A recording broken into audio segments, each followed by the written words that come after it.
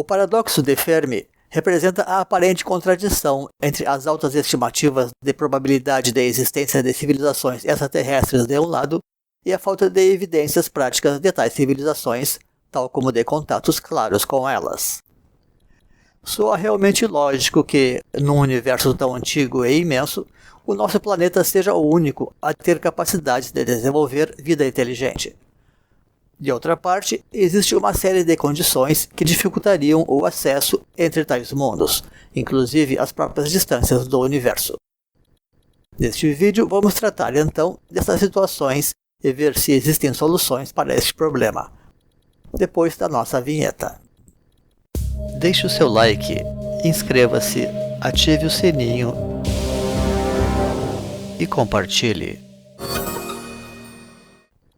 O ser humano sempre contemplou o espaço em busca de respostas, seja para encontrar Deus ou apenas para conhecer os destinos da humanidade. A aspiração pelo conhecimento físico dos outros planetas parece haver nascido, contudo, apenas com a própria exploração espacial. Não se tem registros desse tipo de desejo na literatura antiga, e nem mesmo que deuses tenham vindo de outros mundos, pese aquilo que afirma a literatura especulativa ufológica moderna.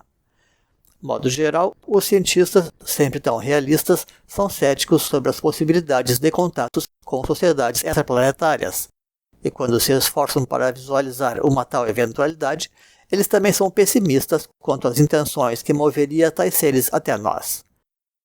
Nisto existe a simples percepção daquilo que nós mesmos faríamos ao descobrir outros mundos. O falecido Stephen Hawking, um dos maiores gênios da ciência, comparava a situação com as descobertas das Américas, que levou quase apenas desgraças para os povos nativos desses continentes. Esta é, pois, a situação normal entre os cientistas, e que também transborda comumente nas telas de cinema ou da TV, devidamente fantasiada naturalmente para dar a devida emoção ao público.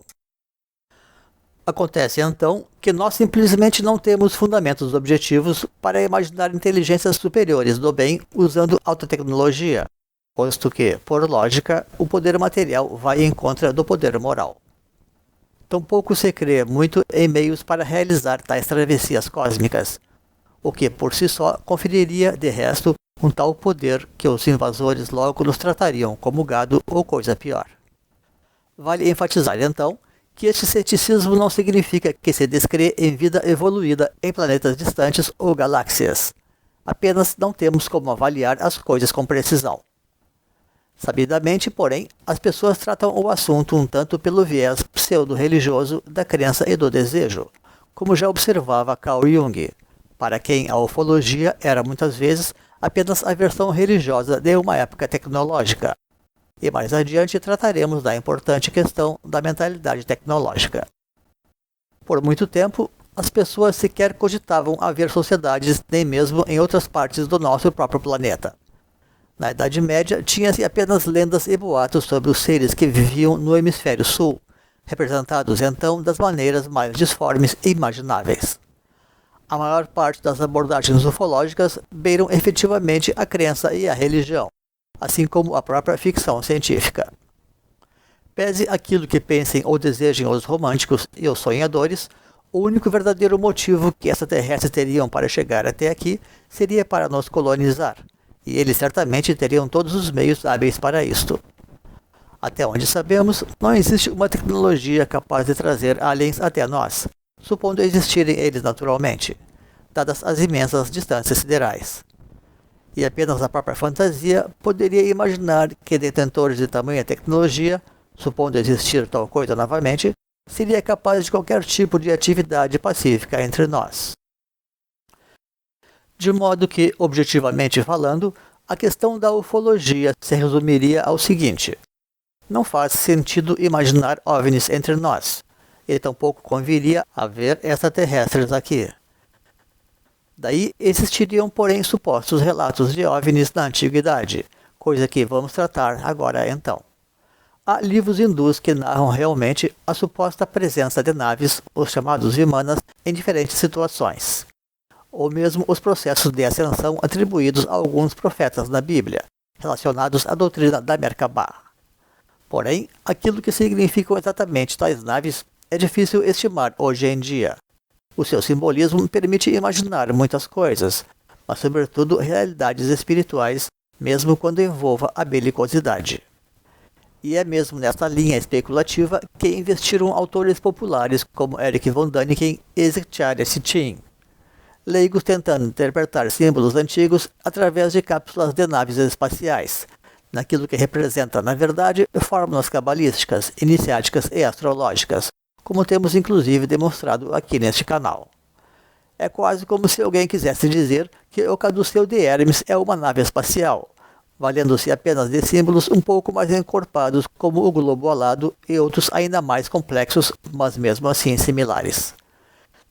Os seres por vezes retratados nessas supostas naves são efetivamente supraterrestres, mas ainda assim pertencem ao nosso próprio planeta. A rigor, tampouco descartamos a possibilidade de que espíritos avançados possam viajar entre os mundos e as próprias dimensões. Porém, estamos aqui no plano da pura espiritualidade. E com isto se poderia abrir também uma série de questões metafísicas que por vezes sequer escapam às considerações da ciência, para explicar a aparente solidão em que nos achamos no cosmos. É preciso reconhecer, contudo, que a própria espiritualidade tem alimentado a teoria ufológica nos meios místicos, através das colocações, sobretudo dos espíritas e dos teosofistas, sobre a suposta existência de vida avançada em outros planetas, inclusive em nosso próprio sistema solar. Por regra, os ocultistas não alimentam esse tipo de especulação. O caso de Blavatsky foi uma exceção, mas suas colocações foram corrigidas por Alice Bailey ao esclarecer que a abordagem esotérica dos planetas é astrológica ou simbólica e não astronômica ou física. Contudo, a questão ilustra um dos grandes problemas que nutre a crença ufológica, que é justamente o próprio materialismo. O ser humano sente desde há muito uma obsessão quase irresistível pelas tecnologias materiais. A tecnologia física tem sido muitas vezes vital para a sua própria sobrevivência, mas através dela também grandes abusos têm sido cometidos em muitos momentos da sua evolução. Ouve-se por vezes sobre os esforços realizados pelos sábios através das idades para reorientar o ser humano na direção da natureza e da simplicidade. Pode-se imaginar o tamanho do desafio de Moisés para convencer os hebreus a abandonar uma civilização tão luxuriante como a egípcia, após 4 séculos de convívio, para lançar-se numa aventura pelo vazio do deserto. Também se diz que no Tibete fora proibido por muito tempo o uso da roda fora do contexto religioso, para não incentivar o uso da tecnologia e correr o risco da sociedade perder o ritmo saudável e espiritual da própria vida natural. Provavelmente, esta é uma situação que persegue a humanidade desde tempos muito antigos, podendo estar efetivamente relacionada com as migrações humanas para fora da África como forma de preservar a humanidade de maiores sofrimentos e, sobretudo, do próprio materialismo ou ignorância existencial. Há quem imagine até que os supostos extraterrestres não aparecem para nós porque somos pouco evoluídos. Outros consideram que os aliens deveriam vir nos salvar de nós mesmos, havendo também aqueles para quem eles não deveriam interferir em nossos processos kármicos, o que certamente faz muito sentido.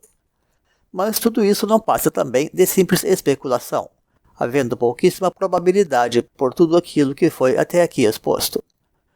Então, é muito possível também que muitas sociedades em outros planetas tenham se estabilizado num estágio mais natural de vida, inclusive usufruindo de um alto grau de espiritualidade e de poderes espirituais, como algumas obras de ficção também têm buscado retratar.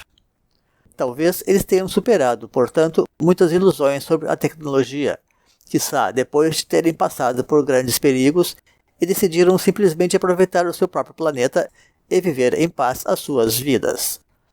Ou então simplesmente se exterminaram de vez em guerras internas e sob crises ambientais, como estamos fazendo atualmente nesse nosso ainda primitivo planeta. Não obstante, seria inevitável que a raça mental atual, esta que assumiu a civilização, desenvolvesse finalmente a tecnologia, embora a coisa não tenha chegado a graus críticos senão nos seus próprios estertores, que é o seu Kali Yuga atual. Ainda assim, a afirmação da nova humanidade que desperta demandará também uma nova racionalização das coisas. E certamente, uma vez mais, as respostas começarão pela própria reordenação demográfica que leva a êxodos, migrações e outras reorganizações sociais. Então, poderia ser o caso de tratar um pouco aqui da situação evolutiva da Terra, ou seja, quais os cenários possíveis para uma evolução realmente superior do nosso planeta. Acontece que vivemos hoje uma etapa avançada dentro daquilo que ainda se pode chamar de primitivo, quero dizer, estamos concluindo a evolução material quaternária da humanidade, ao cabo destes 50 mil anos de evolução superior, ou daquilo que se convencionou chamar de revolução cognitiva. Como seria de esperar, devemos entrar em breve numa grande crise planetária, onde a humanidade deverá aprender a sua última grande lição kármica. Certamente ela deverá padecer muito para isto, porém os sobreviventes já trabalharão por uma regeneração definitiva não apenas do planeta, mas da própria humanidade. O ciclo que o mundo ingressará nos próximos tempos, e na verdade essa transição já acontece em nossos dias mesmo, como temos indicado aqui e ali, que é o da quintessência cósmica, já trará um planeta plenamente regenerado, de início espiritualmente e logo materialmente também. Para isto, começam a se cumprir as grandes profecias, que tratam justamente deste quadro de transição final para um mundo de paz e de iluminação para todos. O preço a pagar para isto poderá ser alto, e os riscos também serão elevados. Porém, ainda será parte da nossa própria experiência e evolução, e sem nenhuma interferência externa, embora tampouco possa prescindir das forças supraterrestres ou das hierarquias dessa sua jornada, conforme já sugerido. Pois se existe algo sobre o qual podemos ter certeza é que, quanto mais avançados forem os processos de evolução, menos ajuda exterior deveremos receber em favor do nosso próprio amadurecimento interior. Por isso, Jesus até disse no alto da sua cruz que o Pai Celeste o havia abandonado, quando no fundo ele sabia que estava apenas chegando na sua própria grande maioridade espiritual.